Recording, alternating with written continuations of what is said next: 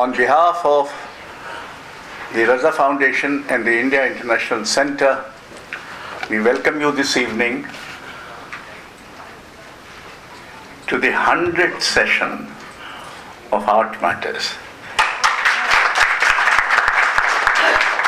It is a series which started almost 13 years ago, and the first one had a discussion on culture and democracy. And at least one of the panelists, Dr. Ashish Nandi, was there at that time. So I'm very grateful that he is here today. Art Matters deals with all kinds of issues that impinge upon arts in our time, including visual arts, performing arts, theatre, music, dance, etc. Today we have a very interesting coincidence that a book on Rabindranath Tagore, who surely was someone who would have been concerned about the state of democracy now in India, and also would have been concerned with the state of culture in India today. But this book is on Rabindranath Tagore, and I'll say a few things later. I didn't get the copy of the book, so I have no idea as to what the deuce the book consists of. But that Professor Irfan Habib and Ramin Jahanbegloo will tell you. Professor Ramin Jahanbegloo is at the moment Professor and Vice Dean and Executive Director. You have too many things altogether, no? Yeah. Mahatma Gandhi Center for Peace Studies in O.P. Jindal University. He's a PhD in philosophy from Sorbonne, has taught at Academy of Philosophy in Tehran, has been a fellow at the Center for Middle Eastern Studies at Harvard University, which just now has defied the President of the United States, who has threatened to stop its grant. So the same university Ramin belongs. He has been a Rajni Kothari Professor of Democracy at the Center for the Study of Developing Societies in New Delhi, and had the distinction of being arrested in Tehran. So you see, dissidence is always dangerous and can land you up in trouble. He's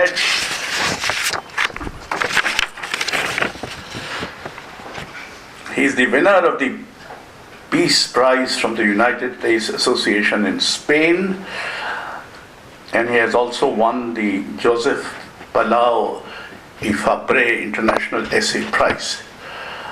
He has 27 books in English, French, Spanish, Italian, Persian, which include Conversations with Isaiah Berlin, a book on Gandhi, a book on Iran, a book on India Revisited, a series of conversations with many important Indians. Including you. I was going to say, and including some unimportant Indians.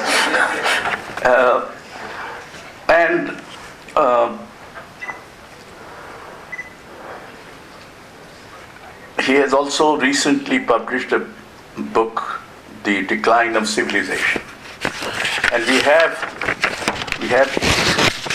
Professor Syed Irfan Habib, who is an Indian scientist of science and public intellectual, former Abdul Kalam Azad Chair at the National Institute of Educational Planning and Administration.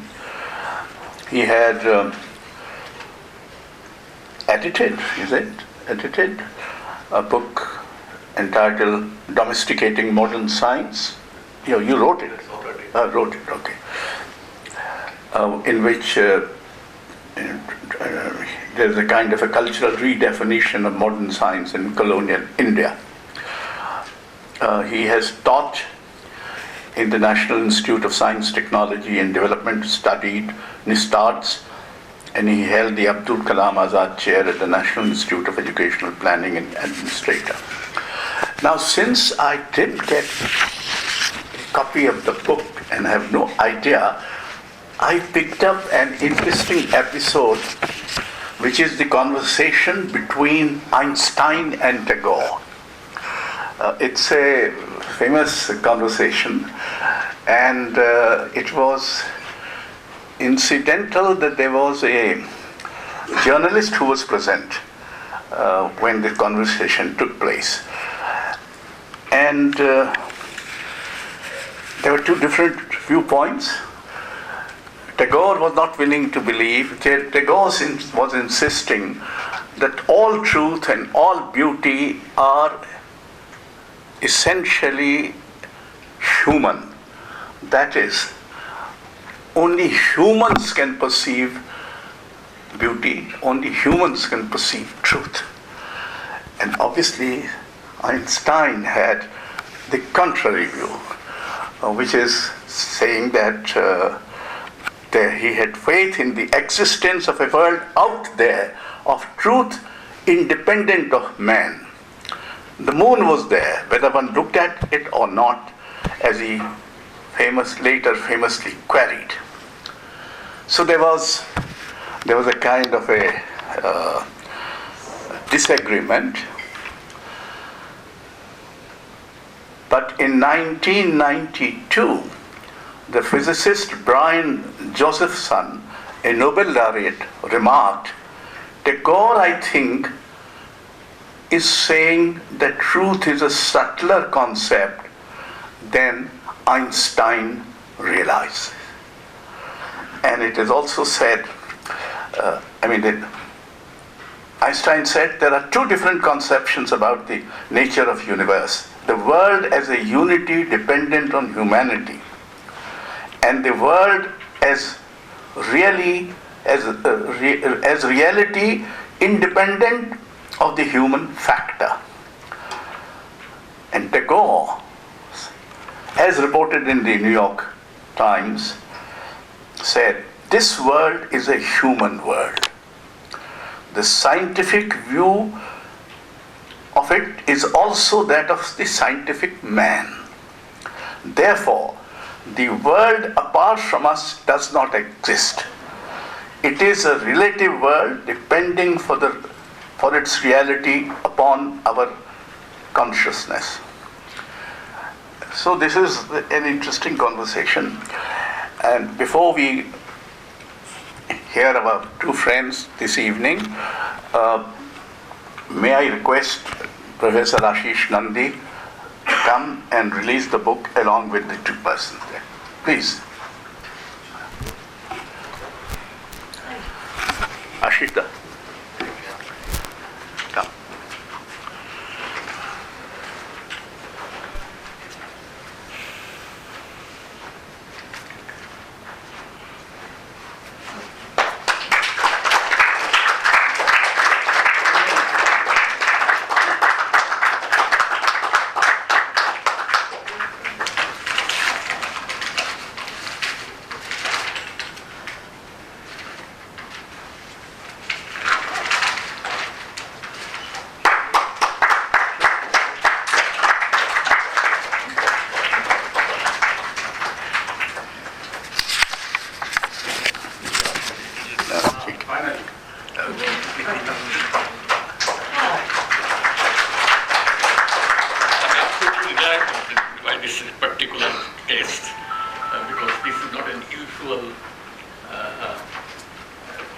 inauguration of a book. I wanted to do so because it was only after something like 40 years after you bought the story you said about this scientists have comment. Nobel laureate Pirogzin said that Tagore has understood and captured in his vision the true way of looking at the universe. That's that. And I'm here with a very interesting person because I have never, when listening to Ramin Jahanbegloo, been disappointed. He always has something new to say. Be prepared for that. It's very kind of. Otherwise, it is very difficult to say anything new about Tagore. Thanks. And now, Professor Habib, would you say?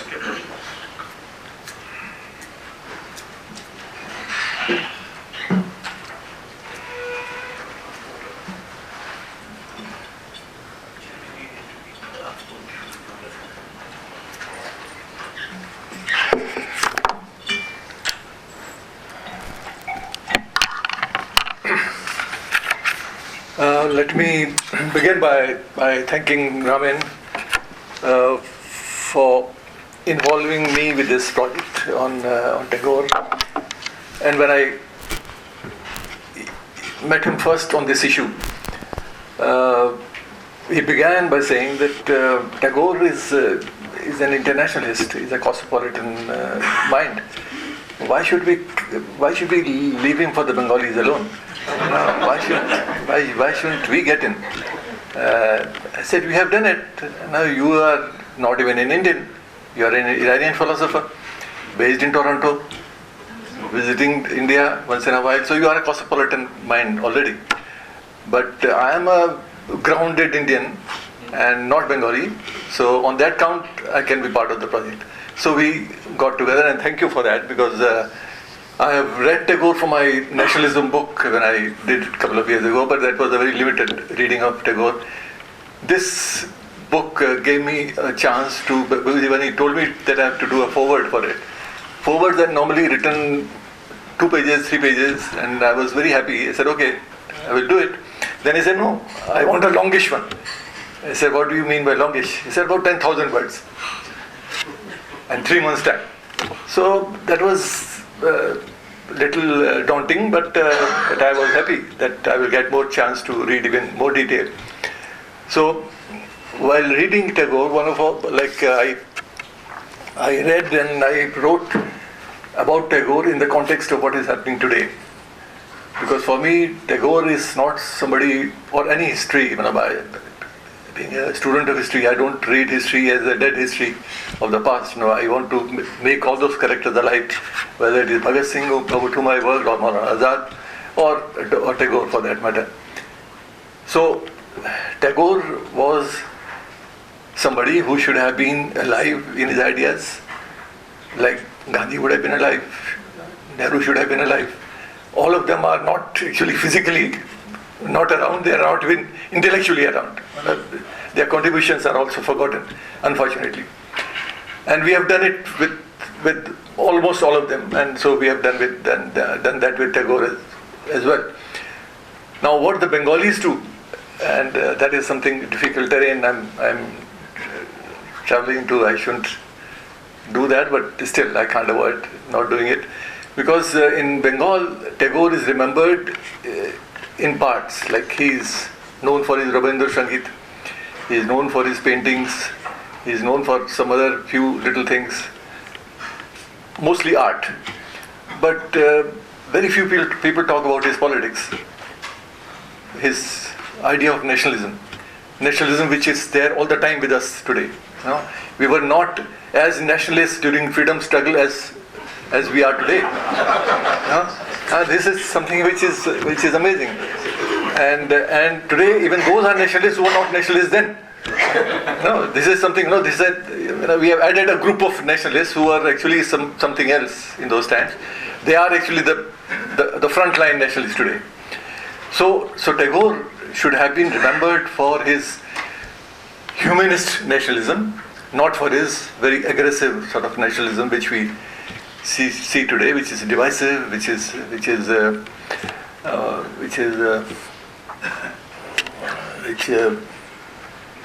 always looks for an enemy, always looks for another. This is how nationalism is being defined, and I will talk about it in a little more detail later on. Now, Tagore, throughout his life, consistently opposed uniformity, and this is I'm raising only those issues which are the issues we are living in every day today. Always opposed uniformity and contrasted it with the ideal of unity.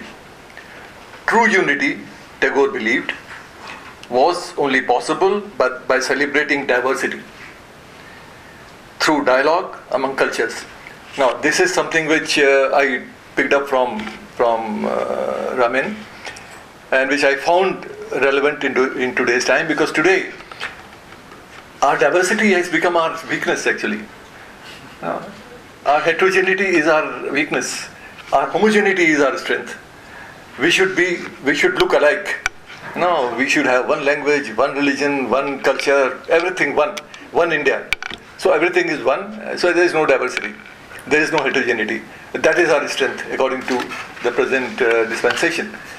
So on that count, we have done great injustice to Tagore. So I've started talking about how we have forgotten Tagore and how we should remember him and what we have done to him.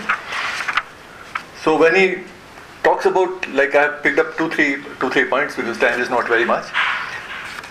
He talks about, which Ramin picks up in his book as one of the chapters, dialogue among cultures, which was something very central to Tagorean worldview. He remained the dialogue among cultures remained the core of Tagore's poetry and prose, and also his idea of civilization. When Tagore stresses the significance of dialogue among cultures, he assumes that all cultures, either of the East or of the West, have immense potential to take humanity forward. For him, cultures grow through interaction with each other. In an essay he wrote in 1908, actually much before the Nobel happened to him, Tagore said, "Europe lighted India's lamp. We have to light ours from the flame and set out once more on our journey along the path of time." So this is how Tagore believed, that you have to, imperialism is here, okay, fine, but there are lots of things which one could learn, and those things which we can't shun. So we have to light our lamp from the light which we have got from across the world. What Tagore says later is quite relevant in the presently ongoing regressive discourse, where some of us, the politically powerful today, believe that India is culturally secure only by exclusion and not by assimilation. Tagore is prophetic when he says, how can those who think they had attained their completeness in their ancestors and must insulate their beliefs and practices against the touch of modernism have the urge to live in the present and have any faith in the future? So this is how Tagore tried to look at diversity. Now, when he is talking about this, I am reminded of something which I read in the British Museum Library a couple of years ago when I was reading something else, and I came across a piece, a little tract written by Maulvi Abdul Karim, who was a Bengali politician and intellectual. Tagore in 1930 started a lecture series to understand different cultures in Shantiniketan. And one of the lectures was delivered by Maulvi Abdul Karim, and that lecture was on science in civilization in Islam.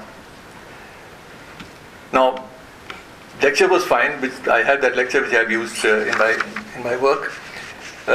Tagore wrote a little introduction to that lecture, and that is interesting. Tagore started a lecture series in which in 30s, where he says, in the introduction he says, one of the most potent sources of Hindu-Muslim conflict in India, and this is I'm using it because we see this happening all the time, every day. New shades of conflict, come in. Some very funnily, in different forms of jihad, Sharbat jihad, and all sorts of jihad. One of the most potent sources of the Hindu-Muslim conflict in India is that we know so little of each other. We live side by side, and yet very often our worlds are entirely different. Such mental aloofness has done immense mischief in the past and forebodes an evil future. It is only through a sympathetic understanding of each other's culture and social customs and conventions that we can create an atmosphere of peace and goodwill. This is what Tagore says in the 1930s, and this is how we have distanced ourselves from this whole idea of Tagore, the Tagorean worldview of assimilation, of togetherness, of sympathy for each other, love for each other. Then, second thing which I thought I will talk about which is relevant today, and I will just talk briefly, is about education. Like Tagore's ideas of education were never as relevant as they are today, when the very basis of his educational ideals are being negated in schools as well as universities. He was unconventional in views on education. He was against joyless education based on rote learning of textbooks, and he was dead against it. He written extensively on why textbook learning and textbook education should be shunned, should not be part of our education system. Tagore conceived an education system that would offer the individual the opportunity of the fullest self-development in harmony with nature and society. And that was how now many of you must be going to Shantiniketan more often than me, but when I went there last time, it was actually a very huge disappointment to see how things have happened in Shantiniketan itself. Forget about India. He stood for an education that touches all aspects of our life: economic, intellectual, aesthetic, social, and spiritual, and where schools are integral to society and not just extraneous interventions. And this is how Tagore defined, and he defines in detail, and I'm not touching that. After partition of Bengal, this is something interesting, again in the context of what is happening today in India. In 1905, when partition happens in Bengal, this is something which we have done in detail in my history of science work. In 1906, a National Council of Education is formed, where Satish Mukherjee forms Dawn Society, Dawn Journal, and we have studied all those volumes in extensive detail and understand its philosophy and its industry and all that. Tagore intervenes in that debate, and he says that what do you mean by national? Who will define national? And he is writing in 1906 when his nationalism essays have not come out. That happens in 1916-17 after this Japan, US, and Europe tour. And he says, who will define national? Who's national? Whose national identity? If you ask, each person has his own understanding based on his exposure to the world. So first of all, you have to actually define what national really means. So he got involved in that debate and raised lots of questions. Many of them didn't really like what he was raising in those times, because those were nationalist times. Freedom struggle was at its peak, and Tagore was questioning the very idea of national. He wrote that it is claimed that education will be imparted in a national way. Then the question arises as to what is a national way in education. And these are his words. The word national has not been defined precisely. What is national and what is not will be determined by different people according to their individual training, convenience, beliefs, and prejudices. Tagore has the courage to raise such questions about national education during the emerging nationalist struggle. Is it that easy to do in today's India? So that is a question which we need to cope with. Now, third thing which I wanted to raise was again something which we keep hearing again and again is nationalism. It's a word which hits at us in different ways, in dress, in food, in culture, in music, in everything. Nationalism is actually a part of our everyday happening, and not very happily. We seem to be more nationalist today, as I said, than we were during freedom struggle, particularly some of those who kept a calculated distance from the freedom struggle itself. Most of the nationalisms in circulation, particularly in Europe, were xenophobic and aggressive. Tagore could see the dangers in the early 20th century itself and traveled around the world to dispel and warn of the consequences of such narrow perceptions of nationalism.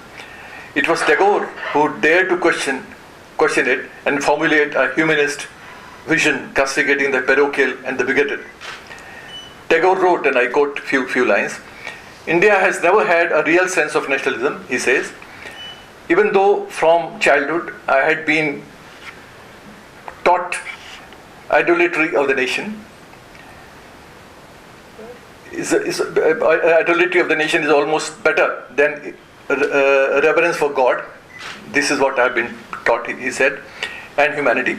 "I believe I have outgrown that teaching, and it is my conviction that my countrymen will truly gain their India by fighting against the education which teaches them that a country is greater than the ideals of humanity."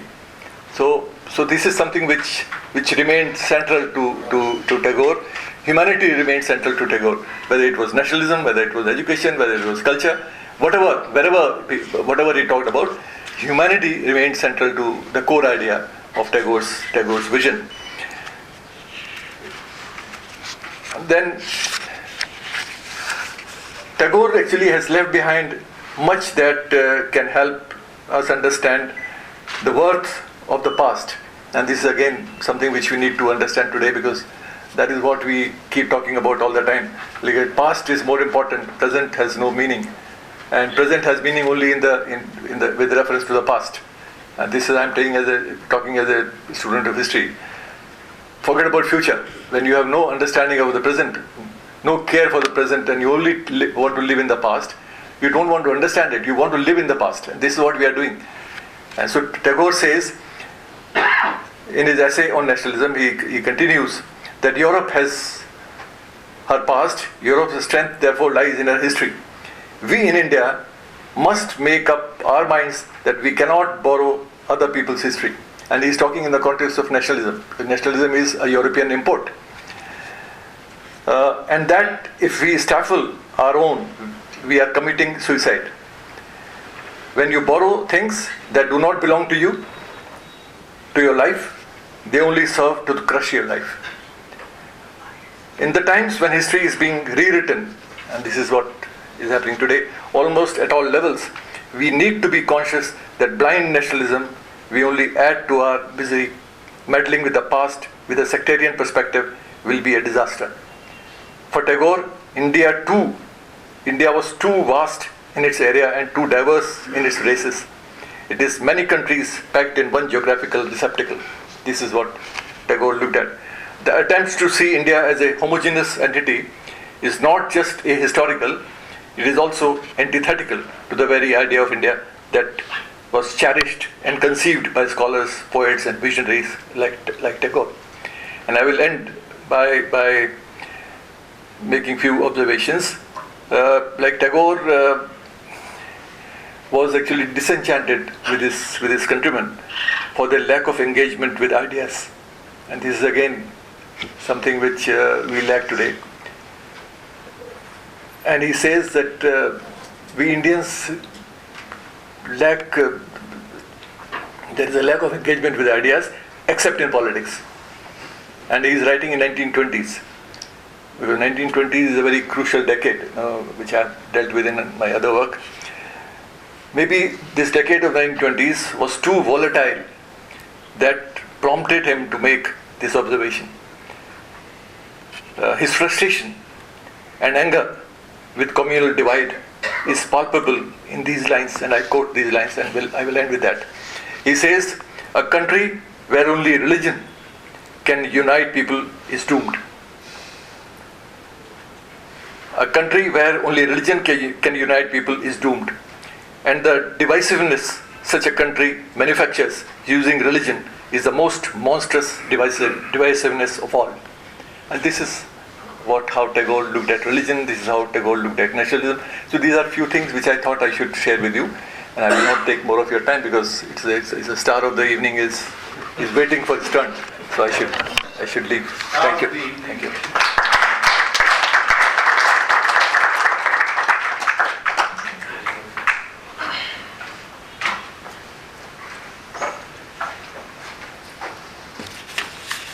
Hello everyone, and thank you for having chosen our humble function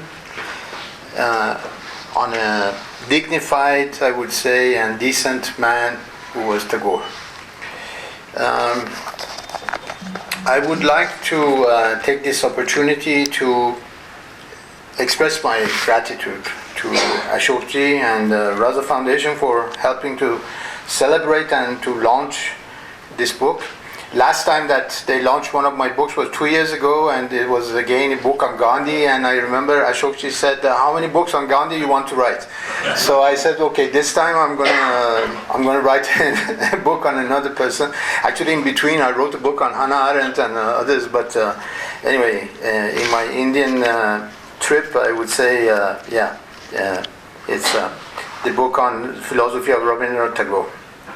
I'm also deeply grateful to my friend and colleague, Professor Irfan Habib, for breathing, I would say, new life in this book, which is forward. As is customary, I would like also to thank my publisher, Bloomsbury, Bloomsbury India, Bloomsbury UK. This book was done by UK, Bloomsbury first, and then they followed it with this South Asian version in India. So thank you Chandrasekhar and thank you Nikhil Bhargava. Last but not least, this book, as for those of you who opened it, is dedicated to my friend Sudhir Kakar, who passed away a year ago. And as you know, Sudhir had himself written a book on young Tagore in the Penguin, which was published by the Penguin, and we talked a lot about Tagore when each time I went to Goa to meet him or a meeting in here. So I thought that I should dedicate this book to him. Some of my books have already been dedicated to Ashok and to Irfan, Ashok, and Ashish Nandi, actually.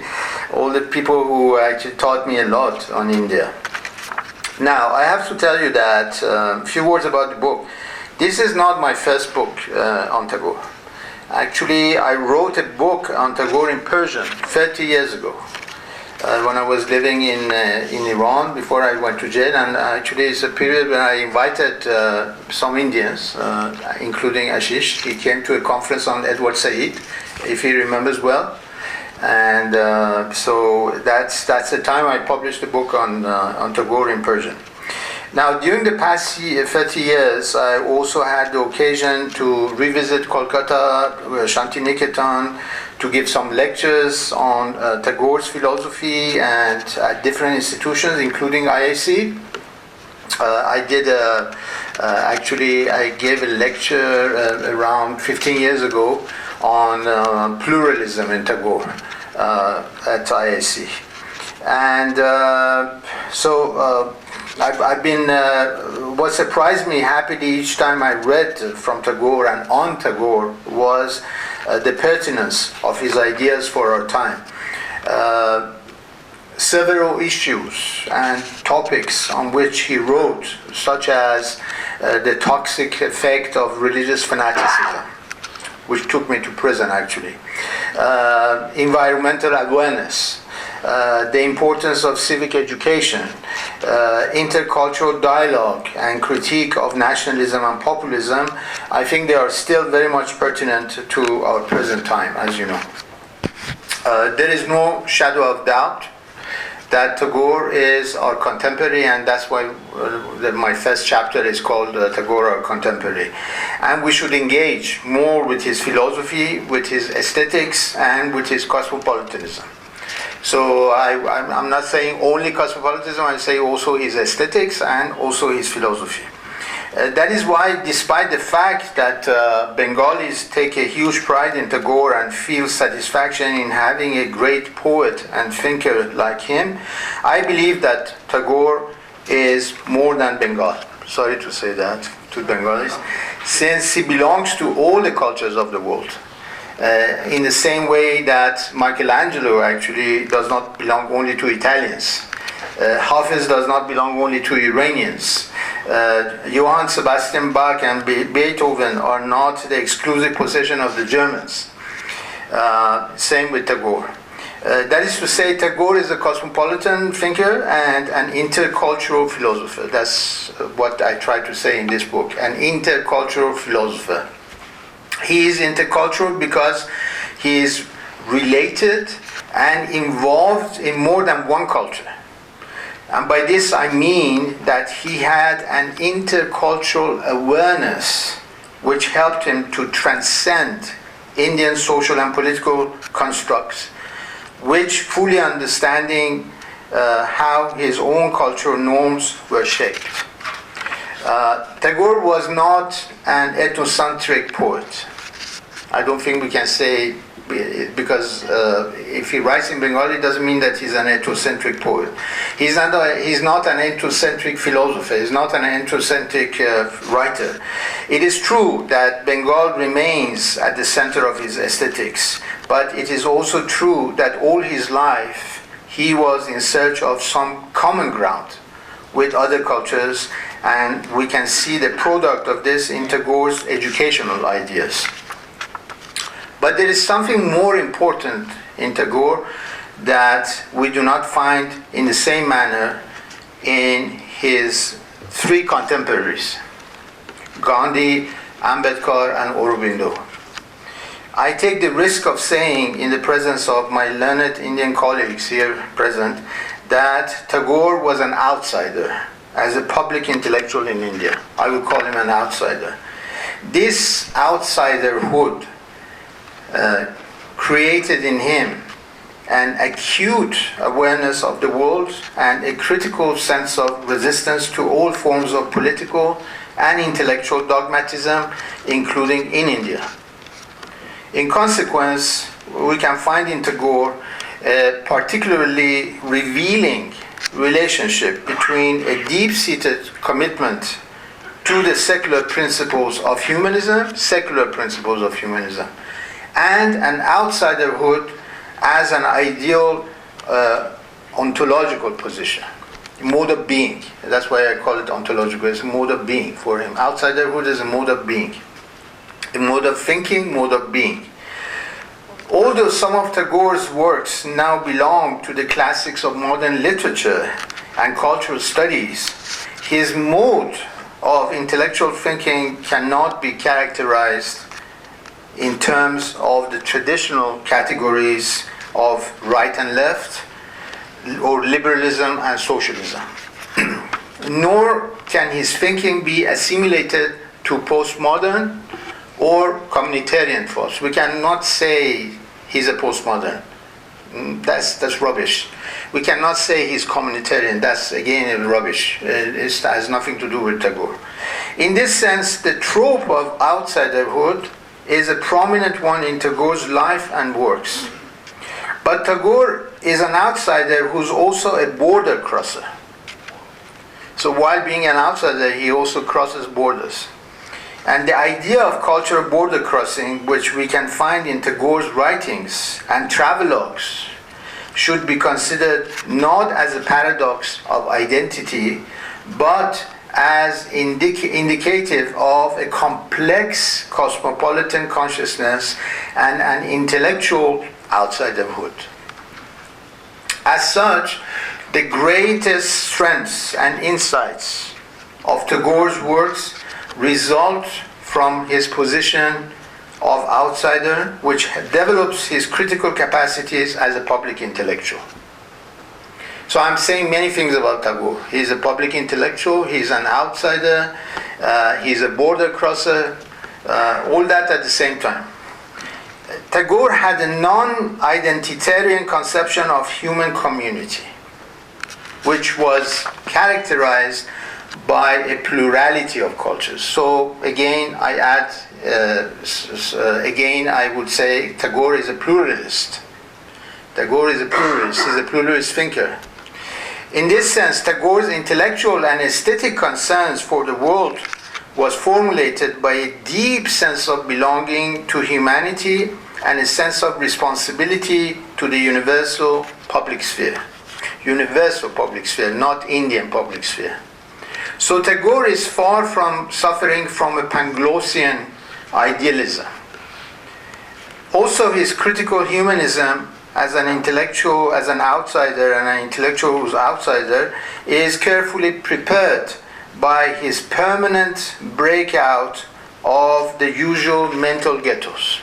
He tries never to be in a mental ghetto, either politically, either literally, either in his travels to other places of the world, never in a ghetto, actually, a mental ghetto.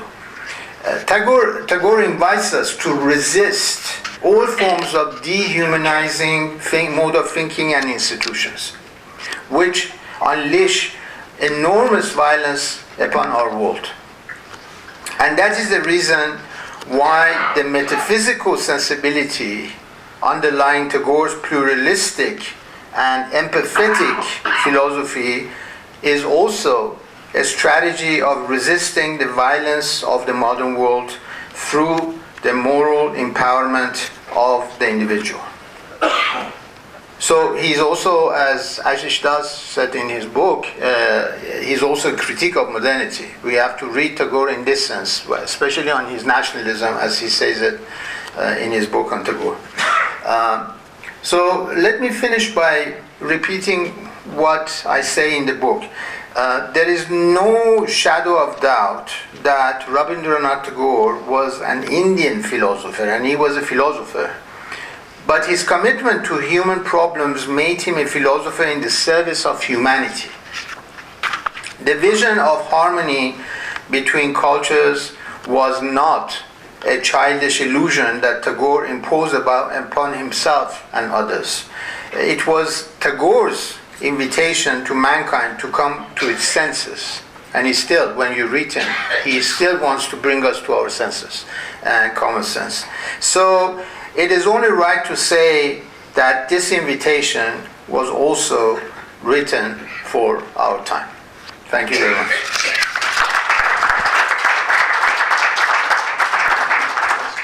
Yes, sure.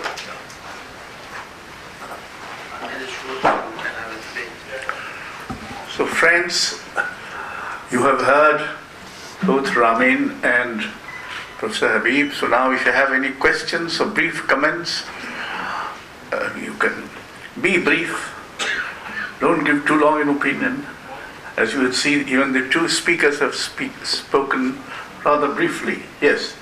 The mic will come to you. Please wait for the mic. Yeah.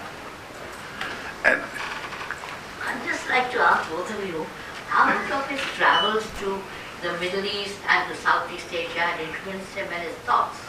Because really in art, he was influenced, but in East Asia, Middle East, what was it that influenced him so much? Because he was really greatly affected by his travels. Definitely. Should we answer? Iran also. Yes, I want to say about Yeah.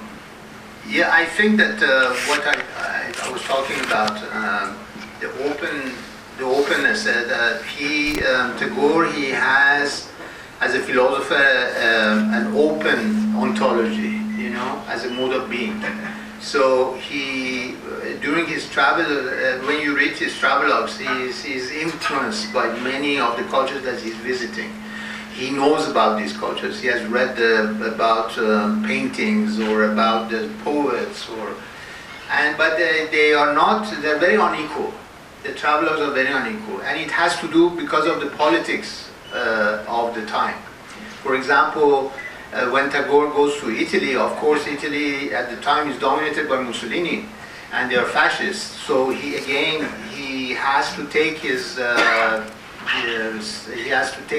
distance politically and intellectually. The distance that he doesn't take with Iran when he goes to Iran and other places of the Middle East, because he's very close. For example, when he's invited by the elites, political elites of Iran, they already know Tagore. They have read Tagore. They have translated Tagore. That's in 1930s. Huh? And Tagore actually finds himself in the, I would say, atmosphere, cultural atmosphere of Iran. You know, the famous pictures of Tagore is on the tomb of Hafiz. And there's a story about, I'm not sure the story is true, but I'm going to tell you the story. The story is only known by Iranians. And they say that when Tagore went to the garden of Hafiz, a deer came to Tagore, a deer which was always there and never approached anyone, but the deer approached Tagore and stayed with Tagore on the tomb of Hafiz for some time. You know? Well, it's a story, but it's a beautiful story, and it tells a lot about temperament of Tagore. It tells a lot about the temperament of the Iranians and how they want to customize, you know, Tagore as their own poet, as somebody that they know. They have translated many of his poetry has been translated, many of his books have been translated. So he became a familiar figure, I would say, through his travelings, and even when he criticizes very deeply and sometimes very harshly and hardly, like the Japanese, for example, on nationalism, you know, and he says, I don't like it, this mode of thinking that you have. So I think that to answer your question, there are many different modes of Tagore in his travelings. Yeah, maybe you want to add something?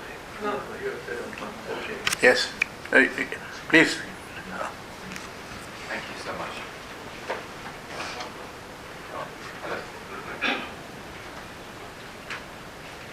Hello. Hello. Is it working? Yes. Okay, fine. Thank you so much for that really interesting talk.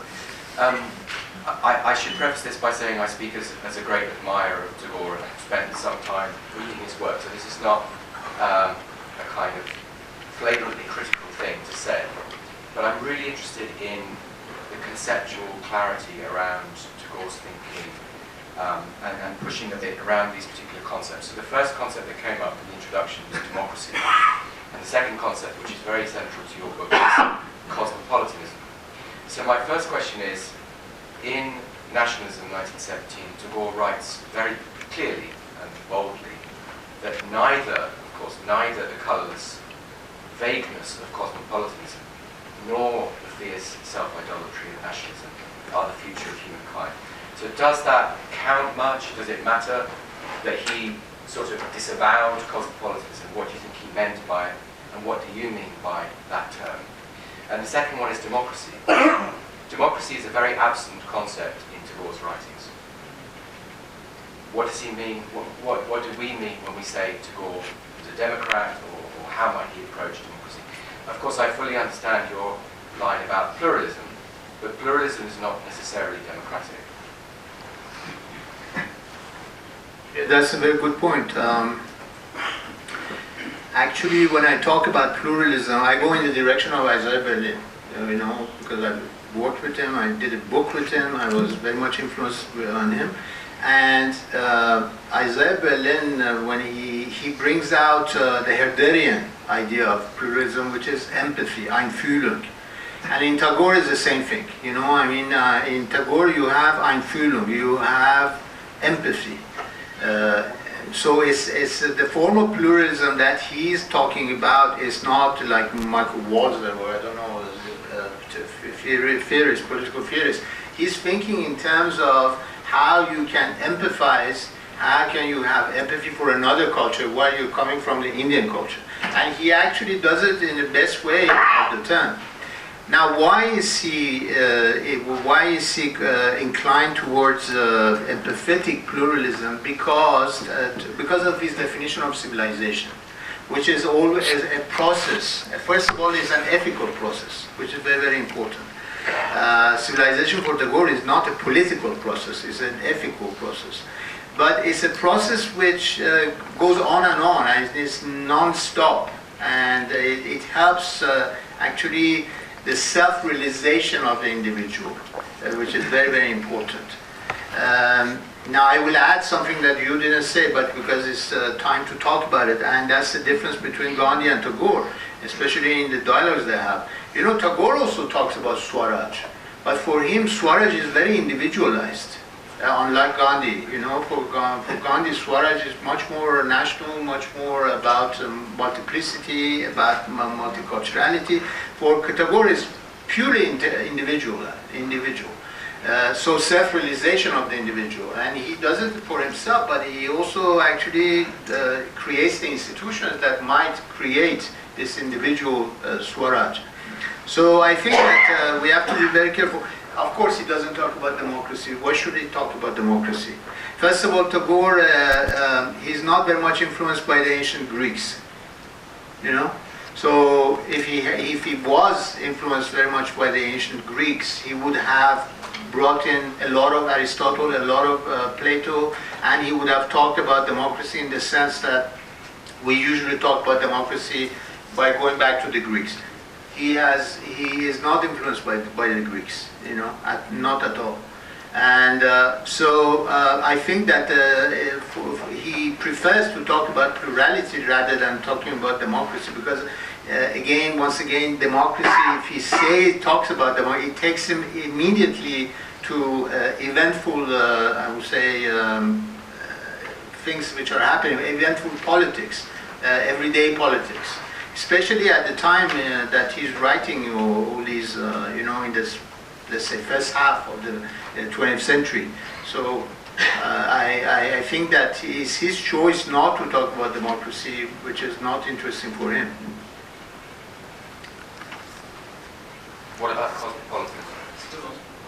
Yes, cosmopolitanism also. I think that it has to do, cosmopolitanism for him are mostly universal humanitarian values. So if you read Tagore by referring to a kind of, I would say, transvaluation of values or a revolution of values, because that's what he wants to bring. Cosmopolitanism will find a place in it, you know, and he even, as you said, even if he might be sometimes critical, again, in terms of the humanitarian values and a common humanity, I think it makes sense.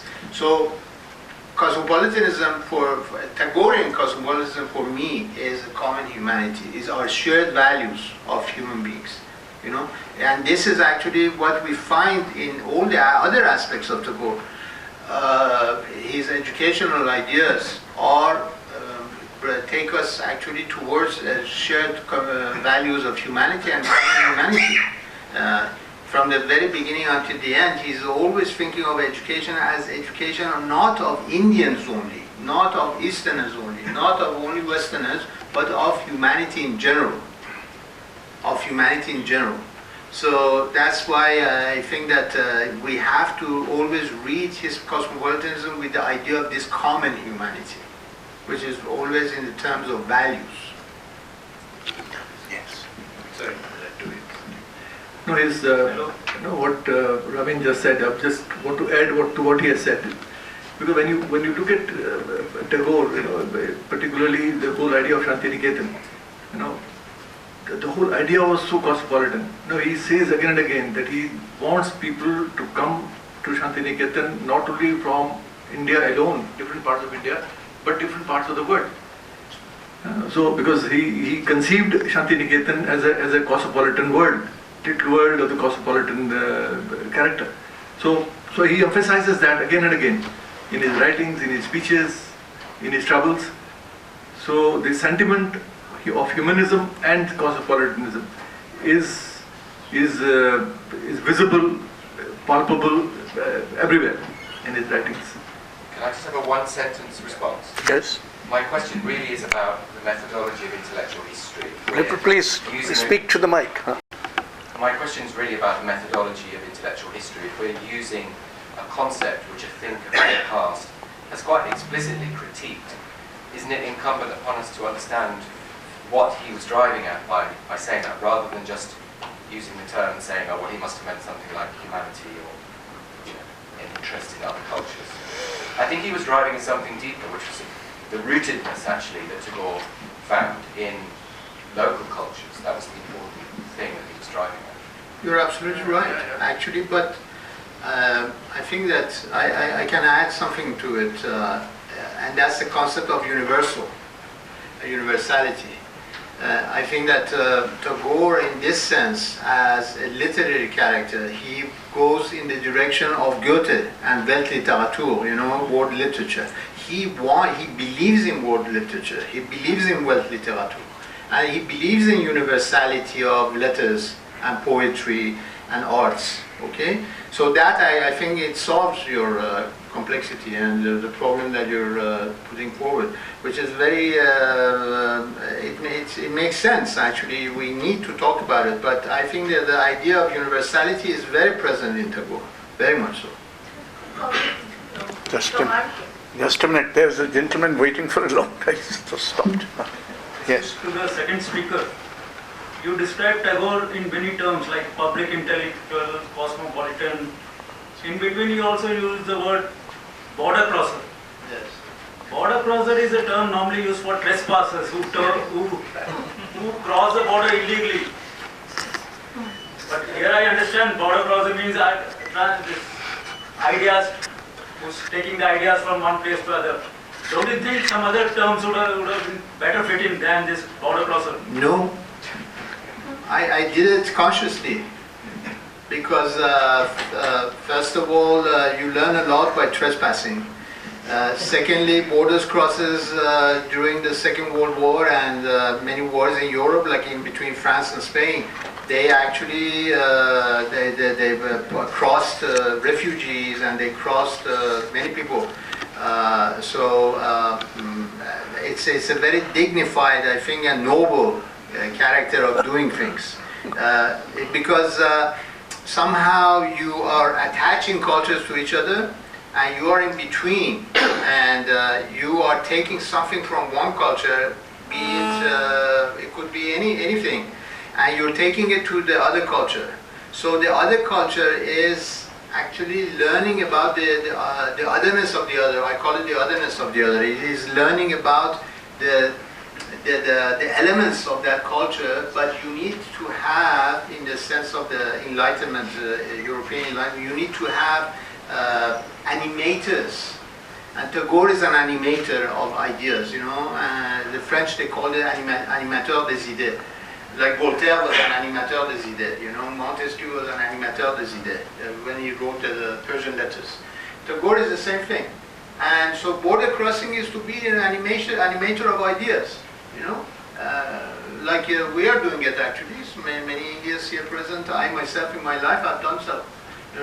Living in between civilizations, going like in channels, but in a very spy way, that you're taking, you're fighting a war which needs trespassing and needs also border crossing.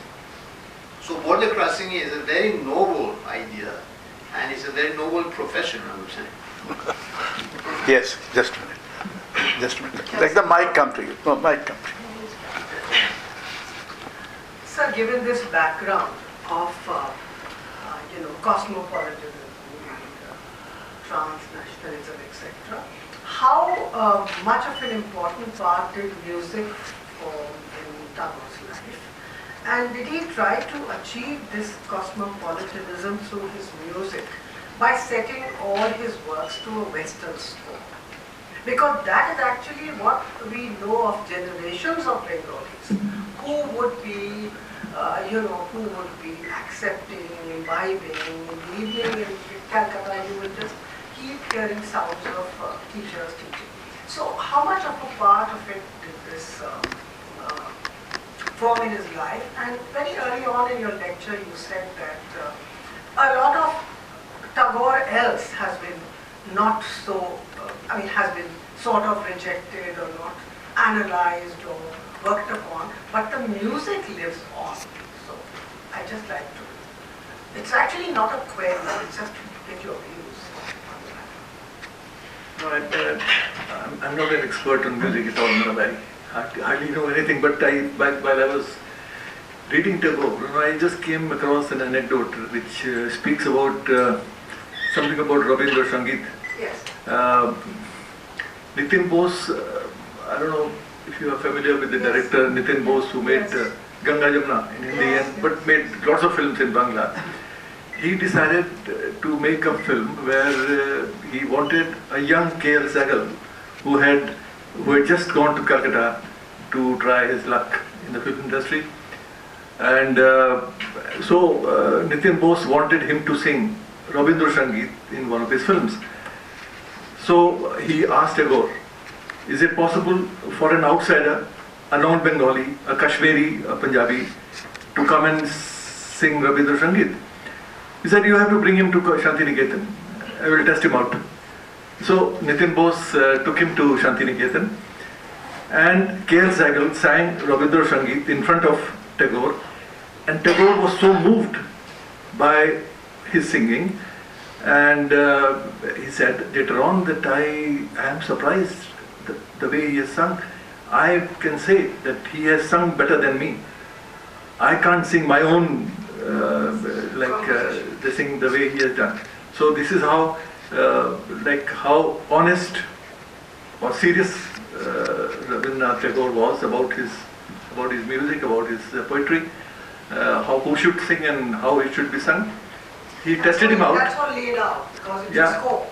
It's a scope. Yeah. Unlike Hindustani classics. Yeah, absolutely.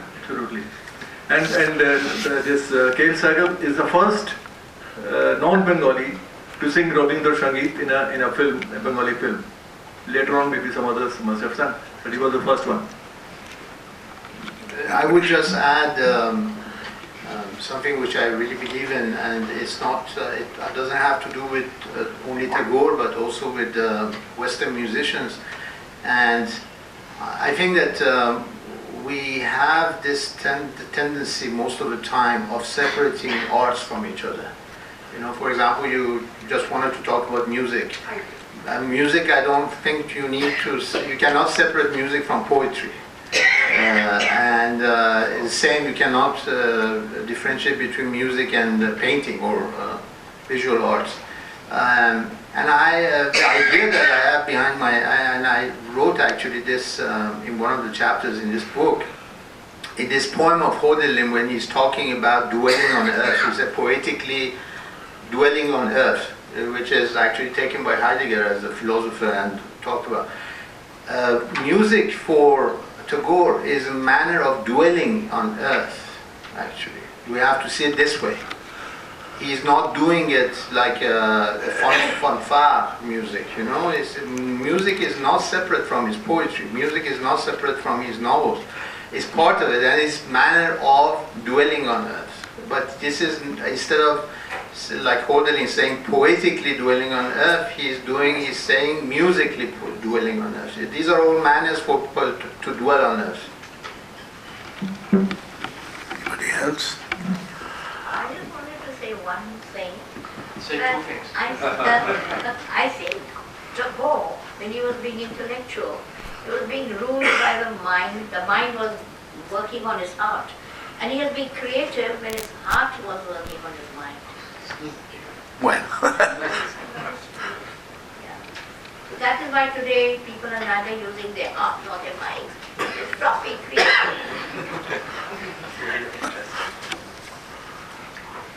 well, we have got into some depth of philosophical articulations. I am reminded of two episodes which make the discussion a little lighter now. One is our Home Minister, the present Home Minister, called Gandhi Chaturbanya. And I wrote a piece because I was aware of a conversation that had taken place between Gandhiji and Tagore. Gandhiji had gone to Shantiniketan and he obviously met Tagore. And those days Shantiniketan was suffering from financial constraints. So it seemed that Tagore told Gandhiji कि मैं तो अब झोला लेके चंदा जमा करने निकलूंगा क्योंकि शांति निकेतन के पास पैसा नहीं है। तो गांधी जी ने कहा कि गुरुदेव बनिया तो मैं हूं, मेरा काम है चंदा उगाना, आप तो यहीं बैठिए, मैं चंदा उगाऊंगा शांति निकेतन के लिए। So he raised some money which was later given to the. The other episode is about his visit to Japan, which of course is very well known, but just to recall it. When Tagore went to Japan, he was received his vessel when it came to the harbor. There were thousands of people to greet him. And it was a sensation that Tagore has come. And that Tagore was very, very vocal against the militarization of Japan and the nationalist fervor. So he spoke openly criticizing these trends in Japan. From there he went to Korea. When he returned and he was to take a vessel back to India, there were only 10 Japanese to see him off. Because he had alienated the whole Japanese people by being. So the point I thought I should drive at is that Tagore was not merely he was, of course, behaved differently in Iran, and he behaved differently in many other places. But when it came to the question of his basic vision and his basic sense of values, even though he was a guest of Japan and he was being popularly adulated, he decided to criticize the Japanese militarization and the nationalist fervor.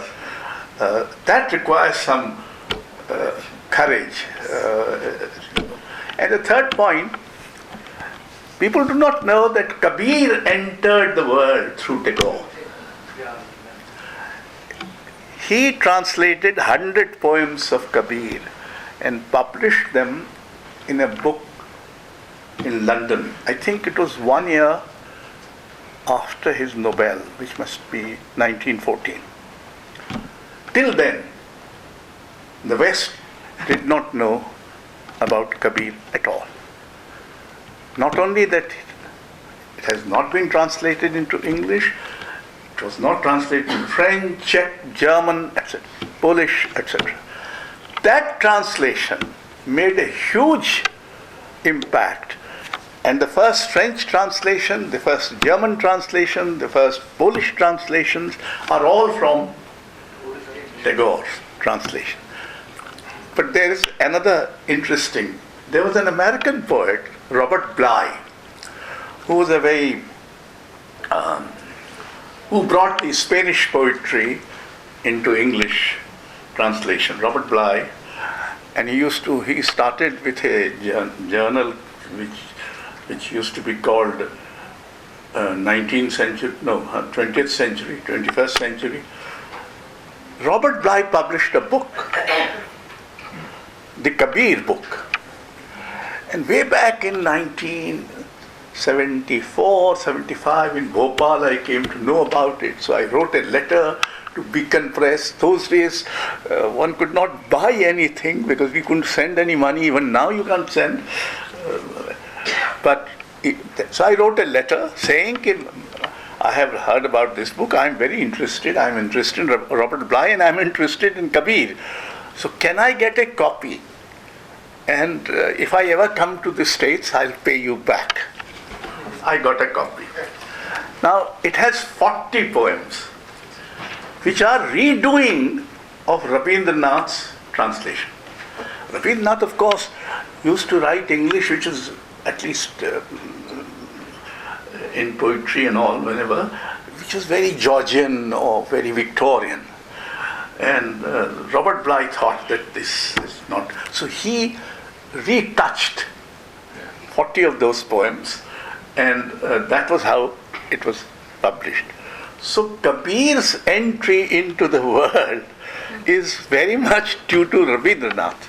And these poems were collected by Kshitimohan Sen, who was the father of Amartya Sen.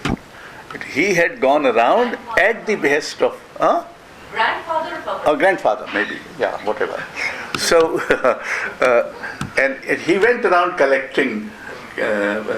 Kabir's poems were usually in the oral tradition, and that's how it sort of. Anyway, so there are these interesting episodes. Thank you very much for being with us. We have a 2-day Drupad festival starting tomorrow at India Habitat Center. Incidentally, about music, the point you made, I think Rabindra Sangeet is the only Sangeet in this country which has been named after a person. Before that, after a person. I mean, otherwise you have Shastri Sangeet, you have Gharanas, but none of them, nobody says that Jaipur is Allah Diya Sangeet. You don't say that Kirana is Abdul Karim Khan Sangeet, but Rabindra Sangeet. 1. 2. Rabindra Sangeet incorporates many foreign folk and classical music material.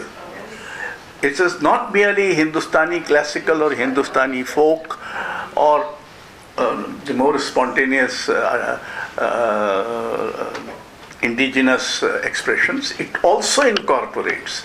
So when you said that his universalism, it was most evident in Rabindra Sangeet. That's true. Thank you.